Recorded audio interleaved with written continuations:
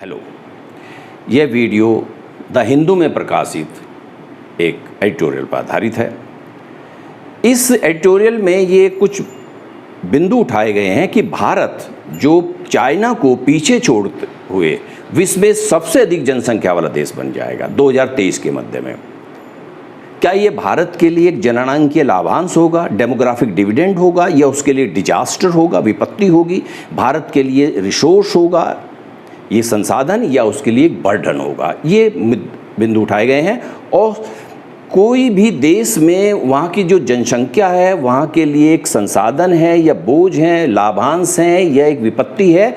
ये जनसंख्या की ग्रोथ, साइज, कंपोजिशन और कुछ मैकेनिज्म पे डिपेंड करता है। ये बिंदु उठाए गए हैं। अब देखते हैं। बाय मिड 2023 पॉपुलेशन इंडिया की 142.86 करोड़ और चाइना की हो जाएगी 142.57 करोड़, यानी कि चाइना का इस संदर्भ में दूसरा स्थान हो जाएगा और भारत सबसे अधिक जनसंख्या वाला देश 2023 के मध्य में बन जाएगा। ये भारत के लिए एक जननांकीय लाभांश है या उसके लिए विपत्ति है, ये इस बात पे डिपेंड करेगा कि nature of population, growth, size and composition कैसा है और मैकेनिज्म कैसा है, ये इस चीज़ पे। अब इन चीज़ों को डिफाइन करते हैं, ये क्या क्या चीज़ है इसमें। क्योंकि भारत में जो वर्किंग एज है, यानी कि वर्किंग एज जो है 15 से 68 है, उसका 60% है। ये भारत के लिए एक सकारात्मक बात है। अच्छा, जो डिपेंडेंट पॉपुलेशन है वो जो है, डिपेंडेंट पॉपुलेशन में जो एज जो है 0 से 14 वाले आते हैं और 65 ईयर्स प्लस वाले आयु वर्ग वाले लोग आते हैं, इनका परसेंटेज तुलनात्मक रूप से कम है। ये भी भारत के लिए एक सकारात्मक बात है। और इसका एक निष्कर्ष ये है कि इसका एक जो निष्कर्ष निकलता है कि हायर सपोर्ट रेशियो है भारत में, जो है पॉपुलेशन का जो है हायर सपोर्ट रेशियो है।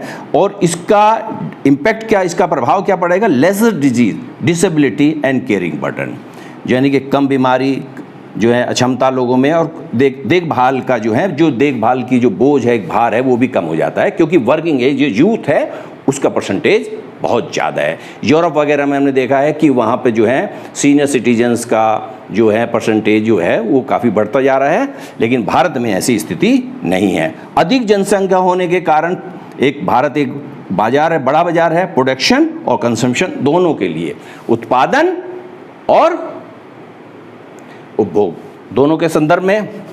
अधिक जनसंख्या का होने का एक लाभ ये भी है कि भारत में जो वर्क फोर्स है, यानी काम करने वाले को जो वर्ग है, वो सस्ते दर पर, सस्ते वेतन पर उपलब्ध है। ये भी जी हैं, ये भी एक फ़ायदामंद है। टोटल फर्टिलिटी रेट भारत में 2023 में 2 है। और यदि हम टोटल फर्टिलिटी रेट जो है, जो कुल प्रजनन दर है, यदि हम 1.8 से जो है कम होती है तो ये एक नकारात्मक चीज़ होती है, किसी भी देश के लिए एक नकारात्मक चीज़ होती है। लेकिन खासकर भारत के संदर्भ में ये चीज़, क्योंकि भारत की जो है फर्टिलिटी रेट, टोटल फर्टिलिटी जो रेट है, जो कुल प्रजनन दर है, वो 2 है। ये भी भारत के लिए जो एक सकारात्मक है। भारत के लिए एक 1.8 से कम टोटल फर्टिलिटी रेट जो है उसके लिए इकोनॉमिकली जो है बेनिफिशियल नहीं रहेगी, लाभदायक नहीं रहेगी। ये पॉइंट भी इस एडिटोरियल में उठाए गए हैं। डेमोग्राफिक डिविडेंड के रूप में कोई भी देश की जनसंख्या को अगर कन्वर्ट करना है, ट्रांसलेट करना है, तो ये कुछ फैक्टर्स पे, कुछ मैकेनिज्म पे डिपेंड करेगी। यानी कि वहाँ अधिक पॉपुलेशन होने से ही सब कुछ अपने आप जो है वो डिविडेंड नहीं प्राप्त होगा। वो एक प्रकार से क्या कहते हैं, एक प्रकार से वरदान सिद्ध नहीं होगा। उस वरदान को प्राप्त करने के लिए, यानी कि उसको डिविडेंड को प्राप्त करने के लिए हमको कुछ जो फैक्टर्स जो हैं, कुछ मैकेनिज्म पर ध्यान देना पड़ेगा। उसमें ये चीज़ कही गई है, employment, education, skill, health condition, good governance, ये चीज़ कही गई है।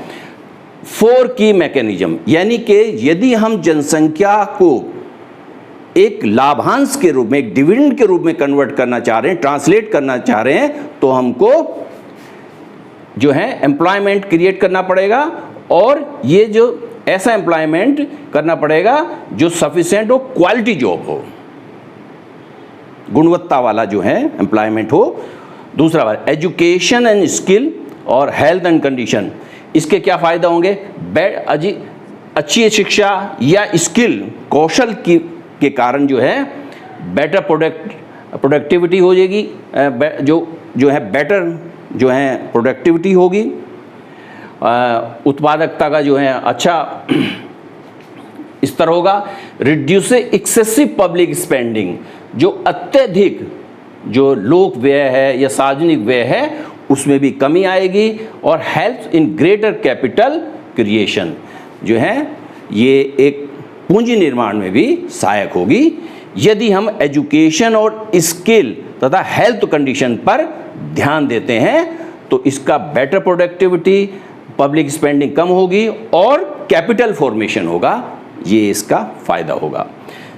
चौथी बात इन्होंने ये उठाई है कि गुड गवर्नेंस क्यों जरूरी है? क्योंकि गुड गवर्नेंस से जो अच्छा शासन है जो है उसके एक फ़ायदा ये होता है कि helps in creating a healthy environment, इससे एक ऐसा वातावरण, एक स्वस्थ वातावरण के निर्माण में फ़ायदा होता है। For increasing efficiency and productivity of the population, इससे जनसंख्या की प्रोडक्टिविटी और क्षमता बढ़ती है यदि हम गुड गवर्नेंस जो है अपनी जनता को, अपनी पॉपुलेशन को देते हैं।